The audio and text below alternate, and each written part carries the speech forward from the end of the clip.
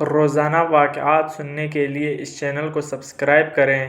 حضرت ام سلمہ رضی اللہ تعالیٰ عنہ بیان کرتی ہیں، ایک دفعہ حضور نبی اکرم صلی اللہ علیہ وآلہ وسلم ایک صحرا میں سے گزر رہے تھے۔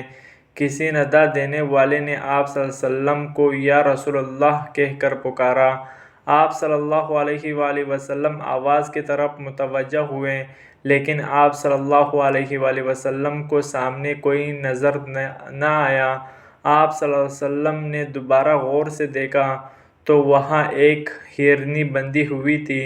اس نے عرض کیا، یا رسول اللہ، میرے نزدیک تشریف لائیں۔ آپ صلی اللہ علیہ وآلہ وسلم اس کے قریب تشریف لے گئے اور اس سے پوچھا، تمہاری کیا حاجت ہے؟ اس نے عرض کیا، اس پہاڑ پر میرے 2 چھوٹے چھوٹے نومولود بچے ہیں، بس آپ مجھے آزاد کر دیجئے کہ میں جا کر انہیں دودھ پلا سکوں، پھر میں واپس لوٹ آؤں گی۔ آپ صلی اللہ علیہ وآلہ وسلم نے پوچھا، کیا تم ایسا ہی کرو گی؟ اس نے عرض کیا، اگر میں ایسا نہ کروں تو اللہ تعالیٰ مجھے سخت عذاب دے۔ پس آپ صلی اللہ علیہ وآلہ وسلم نے اسے آزاد کر دیا۔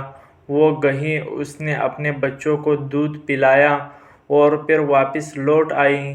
آپ صلی اللہ علیہ وآلہ وسلم نے اسے دوبارہ باندھ دیا۔ پھر اچانک وہ اعرابی جس نے اس ہرنی کو باندھ رکھا تھا ادھر آ گیا اور اس نے عرض کیا، یا رسول اللہ، میں آپ کی کوئی خدمت کر سکتا ہوں؟